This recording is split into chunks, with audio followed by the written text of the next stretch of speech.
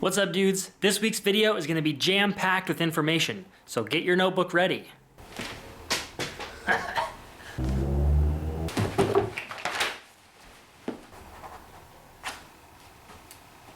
Today we're going to be talking about how to keep your engine safe at the track. Now, I feel like with this topic, there are a million tangents and subcategories we could go off on and go into a whole bunch of detail, and it would just make for a super long video.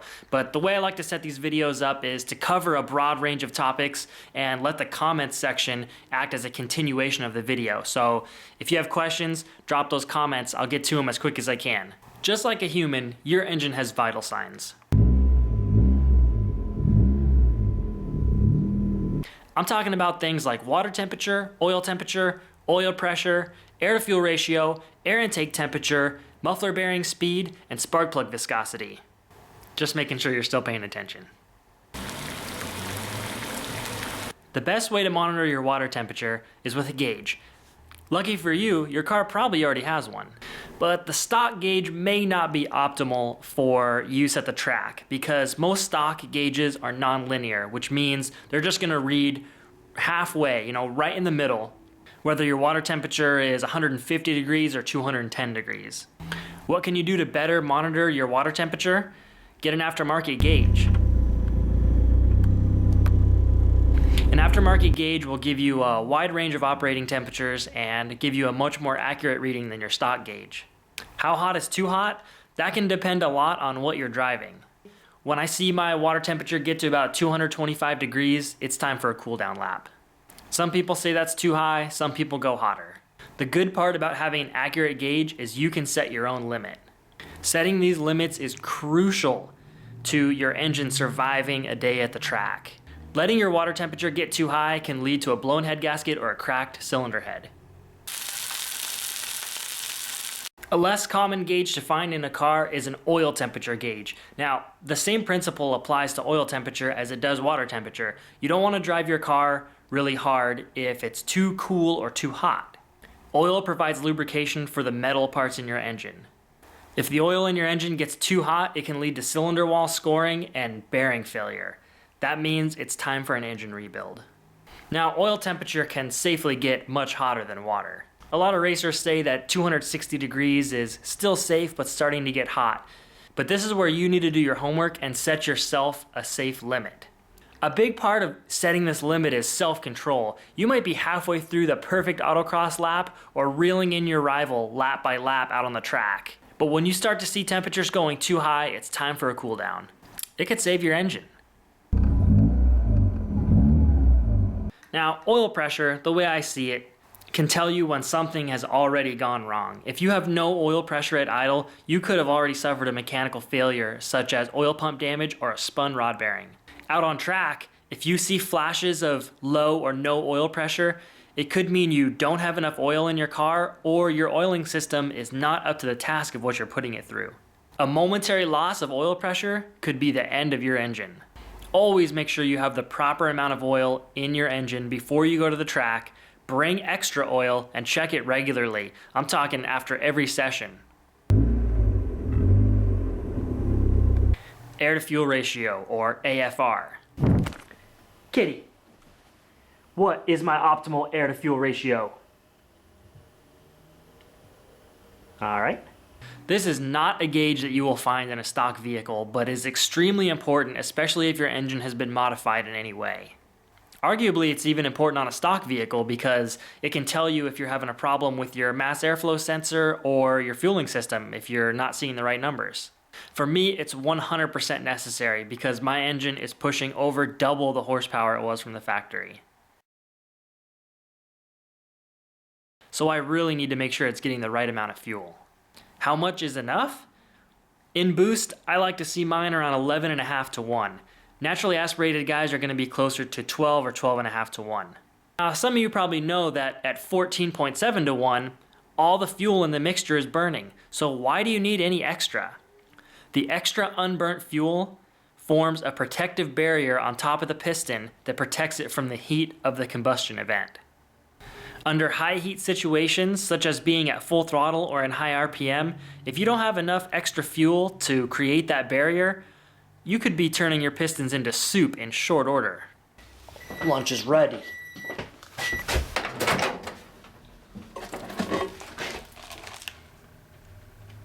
At the same time, you don't want too much fuel because you'll be robbing horsepower for no good reason. The point is to get the perfect ratio of fuel and air through your engine at all times. The last thing I want to talk about is air intake temperature. It definitely requires an aftermarket gauge and is not very common to monitor, but it can help answer one of the most commonly asked questions of all time. Yo, bruh, how much boost can I run? So, in short, a turbocharger or a supercharger compresses air so you can get more of it into your engine along with fuel. Now, when you compress air, it makes it hotter. Hotter air detonates easier. Detonation is when the fuel-air mixture is exploding before it's supposed to. Detonation destroys engines quickly. Basically, your crankshaft is forcing your piston upwards. The fuel-air mixture starts exploding early, which tries to push the piston back down, and you have these two great forces combining in opposite directions, and it's just not a fairy tale ending. Nobody wants their engine to go boom at the track. I want to go boom at the track.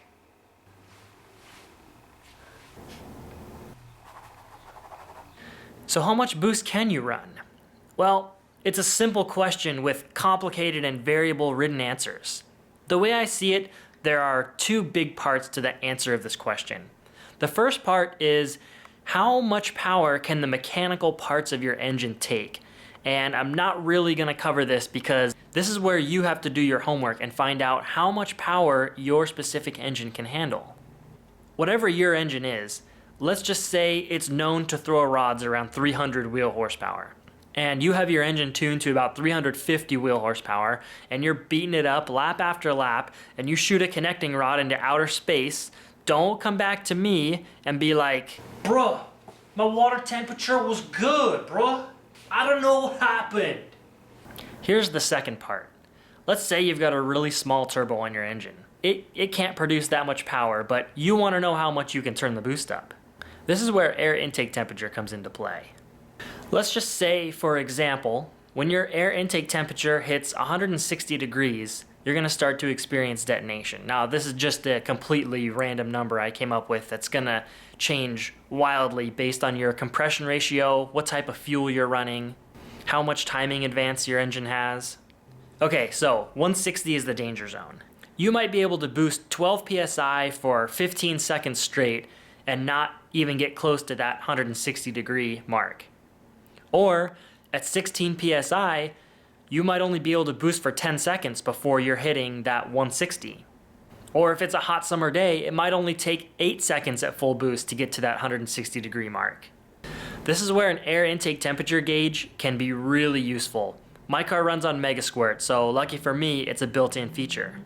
Air intake temperature can tell you if your intercooler is doing a good job or if it's time to upgrade. It can also tell you how much boost you can run without an intercooler. So we are just cruising along, intake temperature 79 degrees. I'm going to show you what happens when we get into boost for a little bit.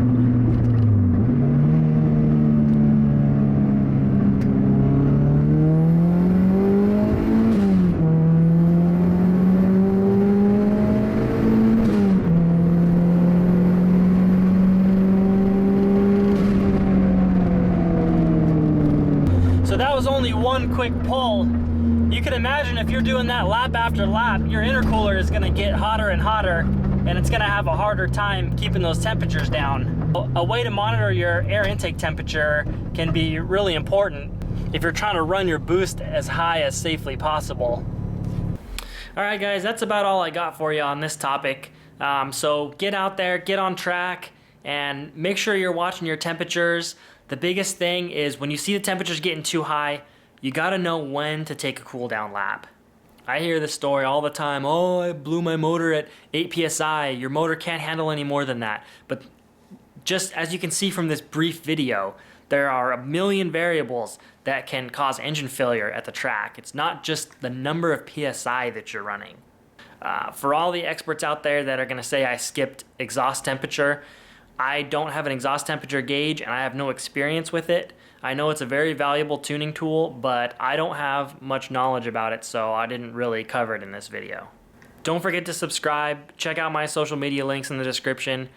I got a bunch of ideas for videos coming up. I'm thinking about doing a video on how to choose the proper clutch for your application, because there's a ton of information out there on clutches that people don't know about. What do you guys want to see? Drop me a comment below. Let me know what you think next Friday's video should be about. Until then, catch you next week.